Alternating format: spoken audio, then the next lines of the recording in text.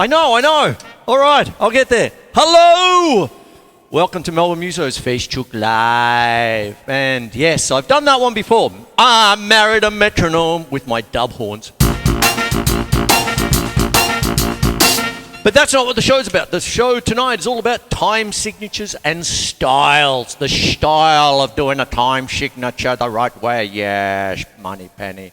And it's also Zappa Dan, 4th of December, when he went to the great gig in the sky. And the 21st of December is his birthday. So all the Zappa nuts out there should be playing all their Frank Zappa. So, I'm going to talk about time signatures, counting aloud. 1, 2, 3, 4. 1, 2. And all this business, but I'm going to do it in a different way. What I would like to do is do it in a stylistic way, in the sense that when you're playing certain kinds of music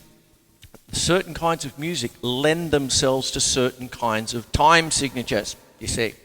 Now, our beloved Frank Zappa here, he played in every time signature under the sun, kind of thing. So tonight's show is all about some of the things you're going to be needing to count to be able to get through some of these things, you see.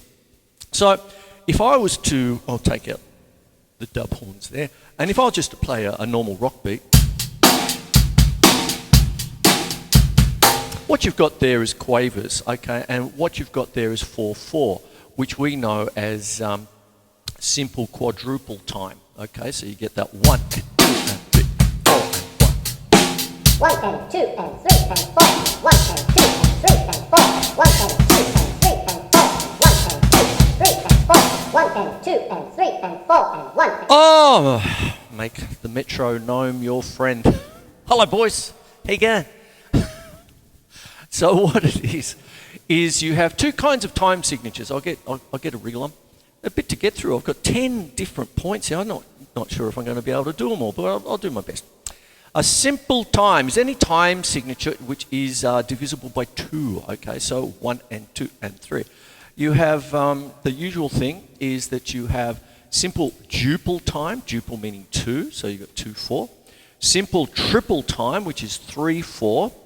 Now I'm going to talk about 3/4 a little bit in a second. And what I was just doing there, and what we all mostly do when we're in a rock band, is playing 4/4, which is simple quadruple time.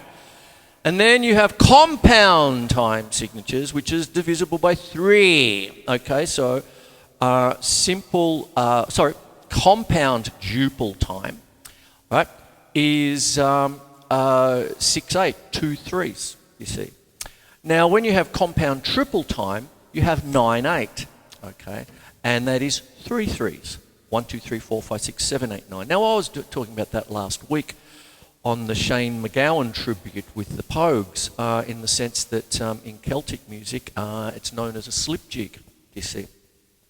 And there you have that. And then you can have compound quadruple time, which is 4 lots of 3. We know that better as a slow blues beat, 12/8, sort of thing. I woke up this morning.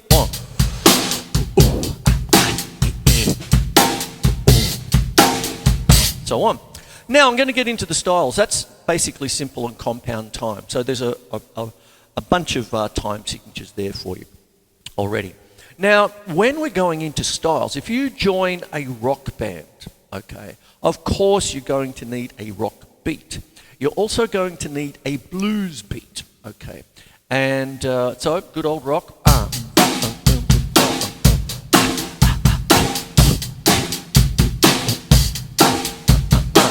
Blues. 1. Now, you can do that in triplets if you like.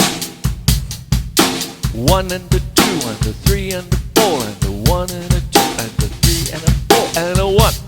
And then pretty much you want a good shuffle. It's quite a common thing. They're deceptively tricky, and a lot of band leaders say, can you play a decent shuffle? You can go simply to the Beatles and listen to Ringo's tight shuffle against the straight strumming from the other lads in the band, and a lot of people know that as the Liverpool jangle. Okay, jingle, jangle, jingle, jangle. There you go. So you got a good shuffle.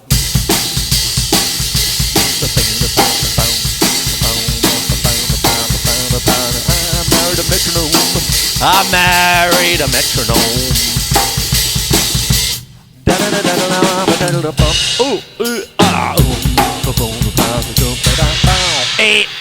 And there you go.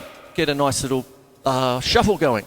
And that's your, if you're in a rock band, they're your three predominant beats that you need to know. Now, when you're doing a rock beat, there's all the different styles. You see, you've got a normal rock beat, but then it could be twist, AC/DC, 4 on the floor, 80s rock, soul beat if you're in a soul band, pretty woman, there you go, and everything in between. Then you've got cut time and half time, all this biz, and that comes under the banner of rock 4/4 generally, and then you change the styles to suit the band that you're in, you see. So if you're in a soul band, you know, you can bring the soul beat up a little bit in ranking, you see, if you're playing a lot of soul beats. If you're going to play, let's see, a little bit of a 50s surfy kind of thing, there's a lot of twists in that, okay, sort of thing. Just think Mizzaloo, you know, think of the main song in Pulp Fiction, you see, Dick Dale and the Deltones and all that stuff. And there you have it, and there it is.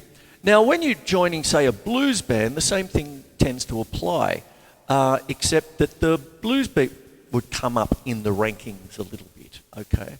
And then a shuffle, and then a rock. You're still playing the same thing if you're in a rock band, but there's a kind of prioritising, you know, just by the name of the band. Oh, I'm joining a blues band. Well, you're going to need a blues beat, aren't you? And what starts to happen is the communication between band members. Okay, now let me talk about that a little bit. What goes on is that if you're going to be playing a blues beat and you're playing, say,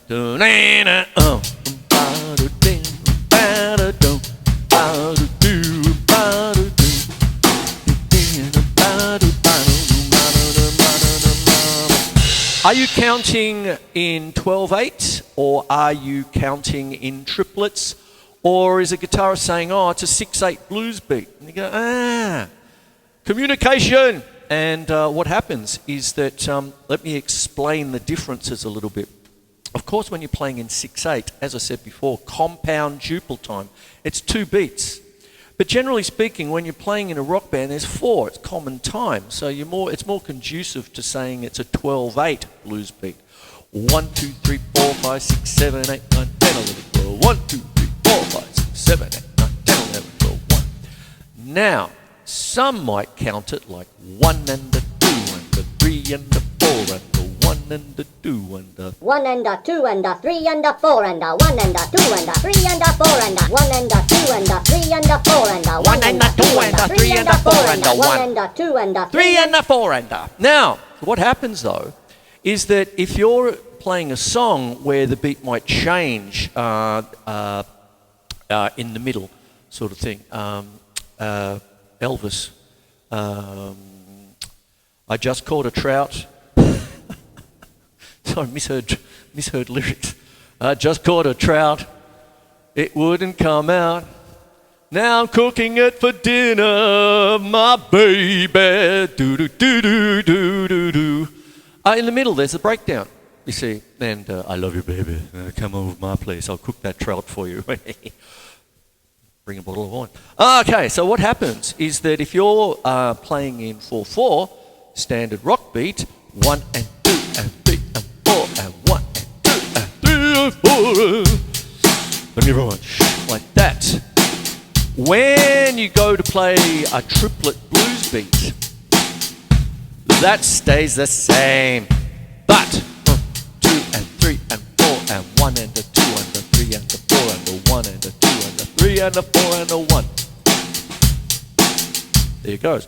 But if you're going to be playing the normal rock beat, 1 and 2 and 3 and 4 and 1 and 2 and 3, and then you want to go to 12/8, what happens is the hi-hat stays the same. The notes are not changing in value, you see.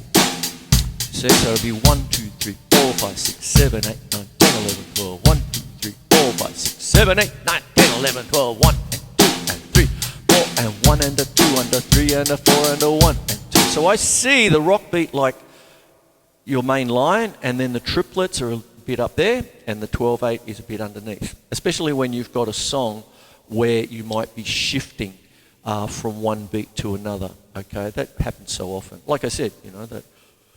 I love you too much, baby. Elvis. My mate Marcus reminded me that it's the first anniversary of Ginger Elvis today. The clip filmed by one Ian Ritter.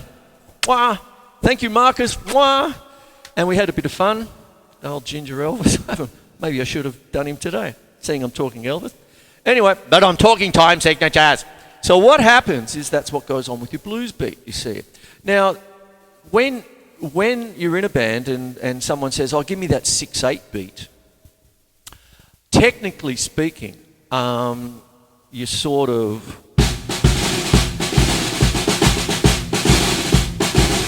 It's 2. It's sort of like not the thing, but generally speaking, you don't want to cause an argument in the band. No, mate, that's bullshit, mate. Or anything like that. You just sort of go, oh yeah, I know. Yeah, and you get to know the band. You know, a band gets to know their lingo. They communicate with, you know, that. Oh, that's, he called it a 6/8, but it's a blues beat 12/8. And then it depends on what the song is, because if there's a straight beat 4/4, and then there's a breakdown, that goes to 12/8. But if you're keeping the beat and then it goes a bit quicker and you're doing triplets, because triplets are a group of 3 notes played in the same time as 2 of the same kind, it's a different thing, you see. And you'll get it on a chart or something, and it's really 12/8, it's not triplets, if you know what I mean. But you don't grizzle too much about it, you just make sure that the theory stacks up, that's all. And that's also the difference between 3/4 and 6/8, because when you're dealing with 3/4, 3 beats in the bar and the beats are crotchets, quarter notes, 3, 3, 4. Now when you're thinking quavers, there's 6 quavers there, okay. But it's different than 6/8, because 3/4, you're counting like 1 and 2 and 3 and 1 and 2 and 3 and 1 and 2 and 3 and or 1, 2, 3. That kind of thing.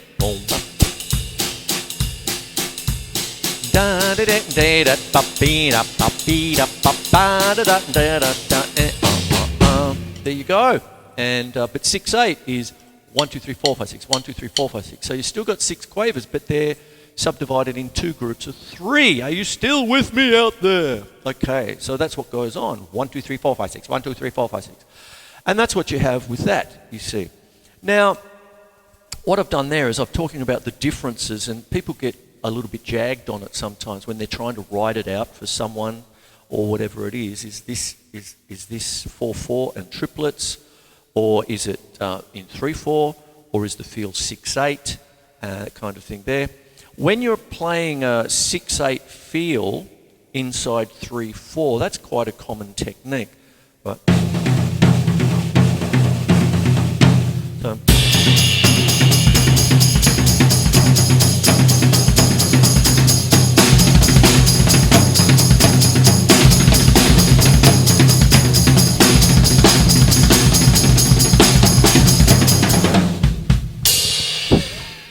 what kind of an ending was that? Sorry, fellas, I'm letting the team down. So what happens is there's that, and that is called a hemiola. I use it a lot in flamenco, and you can tell that regular watchers of the show finish off my line. It's the hemiola from Española. And it sounds like finish it. I love this. It sounds like something you need a cream for. I've got a hemiola. Oh, ouch. Yeah. I don't know. I like old jokes. I'm sorry. Hello, audience. And what happens is there's that. And that's the difference between 3/4 and 6/8. And also the difference between 12/8 triplets in 4/4. There you go. Now, I was talking about the marchy business there. Now, in marching, what happens is, as I said, the main subject of tonight is time signatures and when they're getting used and in what styles of music are they particular in, if you know what I mean. So with marching predominantly is duple time. I won't even say predominantly, always in duple time, okay? In the sense that a typical march, like Black Cat fiddled in the white cat's eye, Black Cat fiddled in the white cat's eye, Black Cat fiddled, Black Cat fiddled, Black Cat fiddled.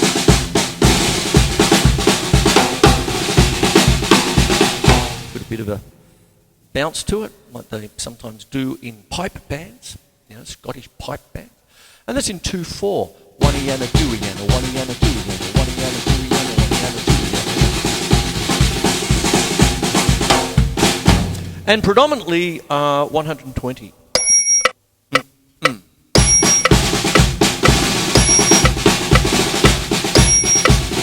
Now I've got that in 4/4, and so hang up, let me put it in 2/4 now. 1 2 1 2 1 2 1 2.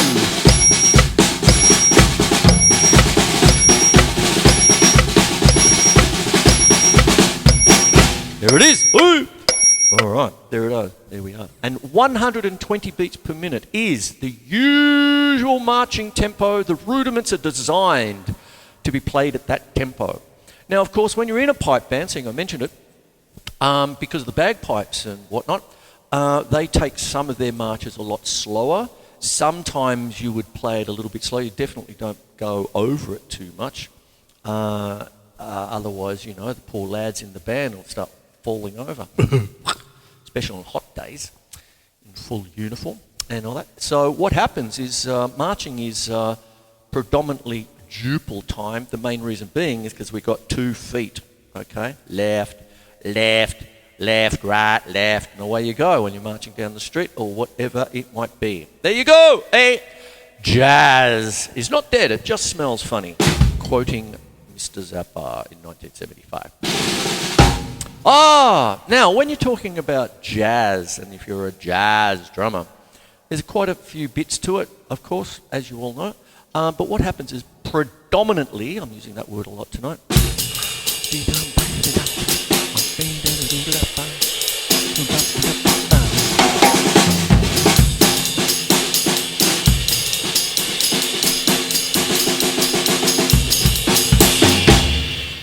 Four four and 3/4.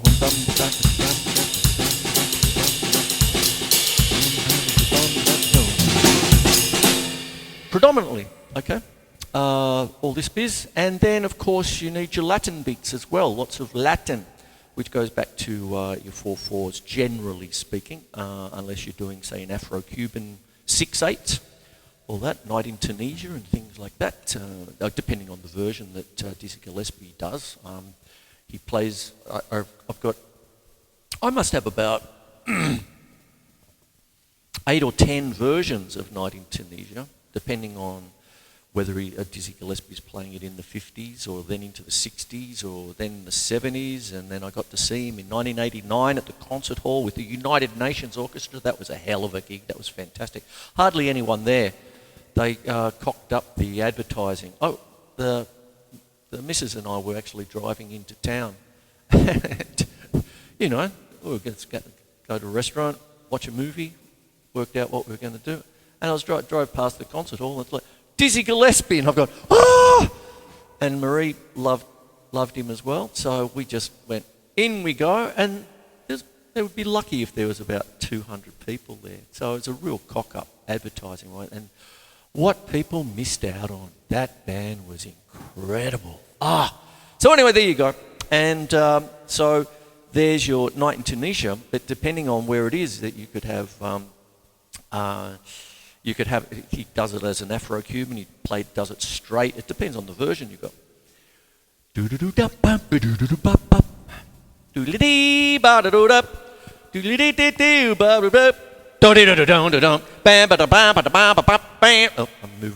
Get a wriggle on. Oh, I'm nearly there. I got a few bits. So what happens is with jazz, you've got your 4/4. You want your nice little swinging waltz.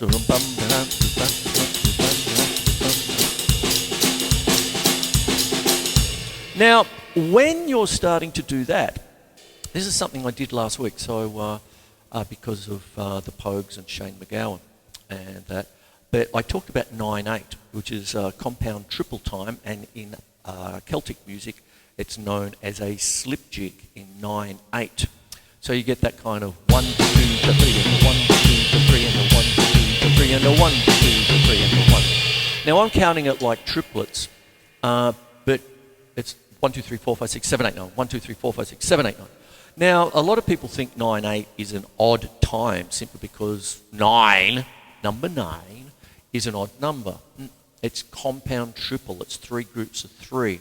And I am repeating myself from the last episode in the sense that what you have is if you're doing a jazz waltz, a couple of different types of waltzes, because it's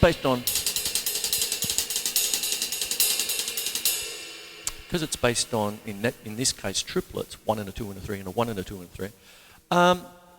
It's got the same kind of feel as a slip jig, except it's not Celtic, it's jazz.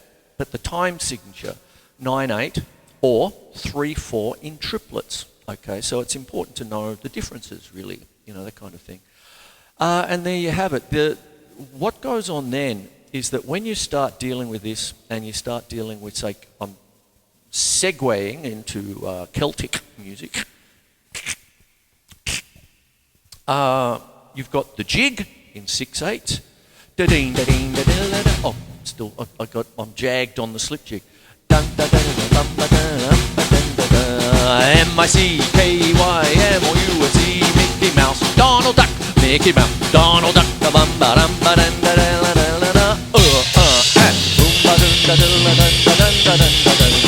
M-I-C-K-Y-M-O-U-S-E, and that's what goes on. That's a jig. All right. And Rakes of Kildare and all these wonderful little things, 10-penny bit, all this stuff, all the great Celtic instrumentals.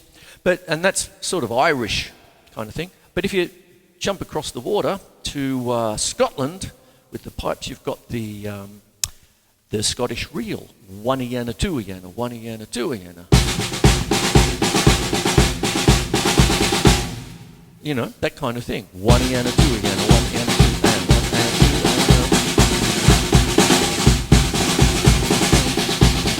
Hey ho, chitty chitty bang. I started humming chitty chitty bang bang, mate. Bum bum ba da da da dum ba da da da dum da da da da da. Oh God help me, I'm butchering it. There you go. And I've talked about the slip jig in 9/8, and I've talked about the waltz. There's lots of waltzes. Kind of thing. Hey, they shine a diamond.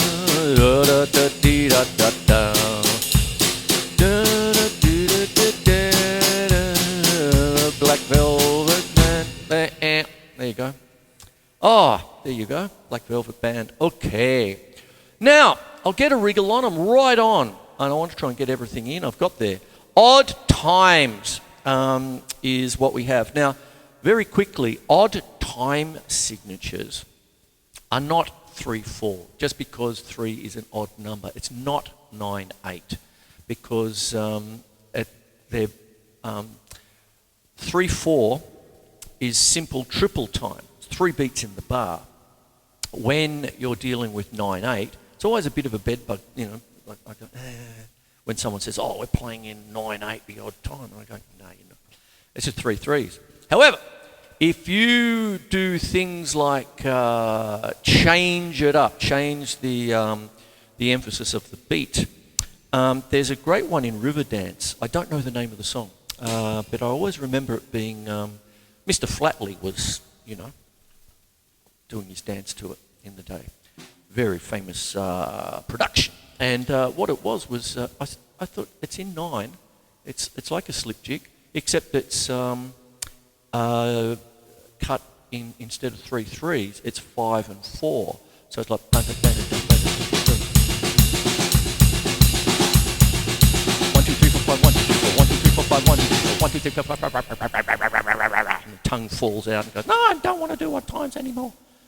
Get nicked. So there you go. I have odd times. My definition of odd times is non-divisible. So there you have 5s and 7s. Hippopotamus for 5. Gina Lollobrigida for 7. Her name is a 7-syllable word. I've been using it for ages. Decades, in fact. There you go. So you get, like with 5s, you've got 3 and 2.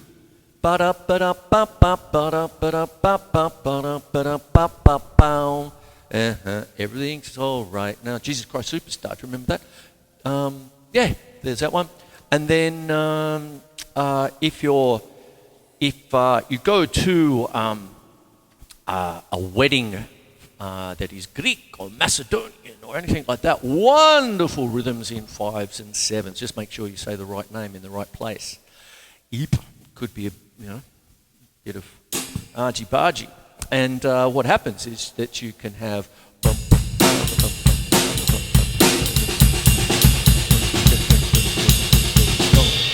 that's 7. Gina Lollobrigida, Gina Lollobrigida, Gina Lollobrigida, Gina Lollobrigida. Essentially 4 and 3.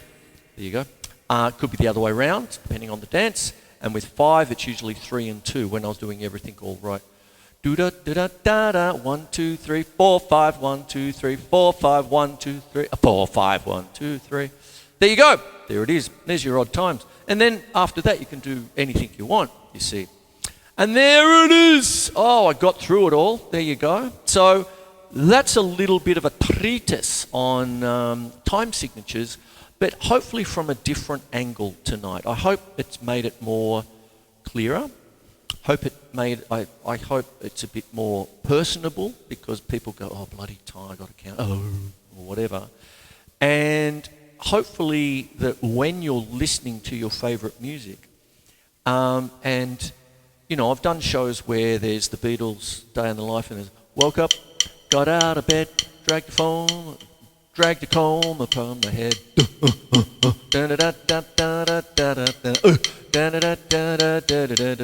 1 2 3. It's all over the place. And love, love, love. Da, da, da. 1 2 3 4 5 6 7. 1 2 3 4. So when you're singing All You Need Is Love, it's in 7. However, when you look at the sheet music, it's a bar of 4 and a bar of 3. And the reason being is because when they go to the end of the verse, into the chorus and stuff, there is just a couple of little just straight 4s there. And away you go. Now, when you're looking at the film clip to that, you've got everybody in the room all going, love, love, love, oi, oi, and all that. Now, it's natural, you see. Imagine bringing it, I'm going to play something in 7. Could you imagine? What? Ringo, yeah, okay. Just puts his cup of tea down and away you go. And that's what goes on, you see. So odd times and all of this business ends up in the most simplest of places and most loved of songs, and also once you get the idea of it, you just go with the flow, that kind of thing. And that's what happens. A lot of different songs. Burt Bacharach's one, where he'll put in an extra beat at the end, simply so someone's going, I love you, extra beat, to get more emotion out of the song, you see. So there's an extra beat there. And there you go with all that. Anyway, I'm gonna love and leave you now.